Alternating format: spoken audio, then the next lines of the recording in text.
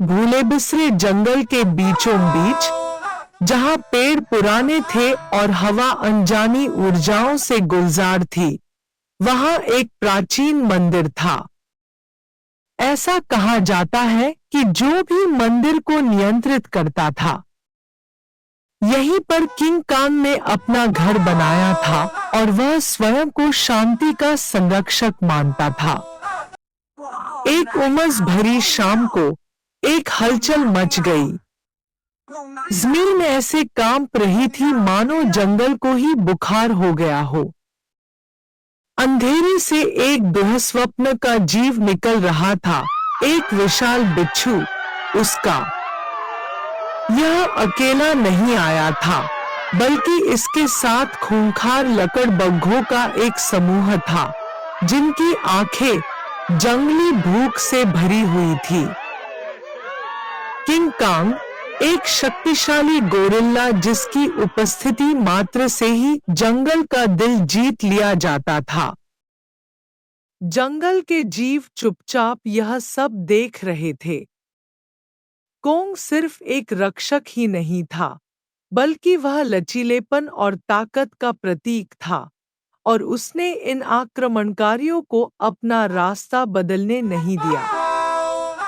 चालाक और तेज, एक साथ मिलकर अंधकार का गठबंधन बनाते हुए वे मंदिर पर दावा करना चाहते थे, शक्ति संतुलन को बदलना चाहते थे और जंगल पर शासन करना चाहते थे। टकराव एक रात शुरू हुआ। कोंग के दिल पर निशाना साधा गया, लेकिन कोंग फुर्तीला और शक्तिशाली, घातक हमलों को इतनी शालीनता से चकमा दे गया कि उसके आकार के प्राणी के लिए यह असंभव लग रहा था। उसने अपनी विशाल मुट्ठियों से जवाब दिया, हर एक ने। उनकी चीखें हवा में गूंज रही थी, ऐसी आवाज जिसने जंगल के सबसे बहादुर जानवरों की हड्डियां भी कांप दी थी। फिर भी अपने घर की रक्षा करने की इच्छा से प्रेरित कोंग का संकल्प अडिग था।